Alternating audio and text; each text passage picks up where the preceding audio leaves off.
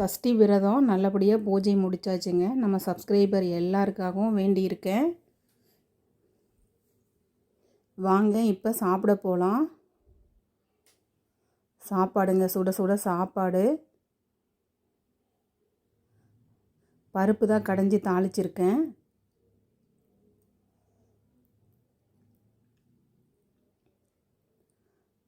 அப்புறம் ரசம்,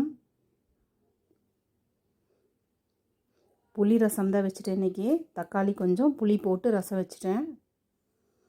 அப்புறம் அவரைக்காய் பொரியல், பட்டை அவரைக்கான்னு சொல்லுவோம். அவரைக்காய் பொரியல் தான் பண்ணியிருக்கேன். தேங்காய் போட்டு கடலைப்பருப்புலாம் நிறையா போட்டு பண்ணியிருக்கேன். அப்புறம் கொஞ்சமாக போண்டா சுட்டிருக்கேன். வெங்காயம் நிறைய கட் பண்ணி போட்டு போண்டா சுட்டுட்டேன். பருப்புக்கு நெய் சூடு பண்ணி வச்சுருக்கேன். அப்புறம் சுவாமிக்கு பிரசாதமாக சேமியா பால் பாயாசம் பண்ணியிருக்கேங்க. ஜவ்வரிசியில் சேமியா மட்டும் இருந்தது, அதை மட்டும் கொஞ்சமாக செஞ்சுருக்கேன். அப்புறம் அப்பளம் பொரிச்சிருக்கிறேன். இதுதான் நம்ம வீட்டு சஷ்டி விரத சாப்பாடு. பாப்பா தான் பரிமாறினாங்க எனக்கு இன்றைக்கி. வாங்க சாப்பிடலாம். நீங்களாம் யார் யார் சஷ்டி விரதம் இருந்தீங்கன்னு எனக்கு கமெண்ட்டில் சொல்லுங்கள். எல்லோருக்கும் குட் நைட்டுங்க.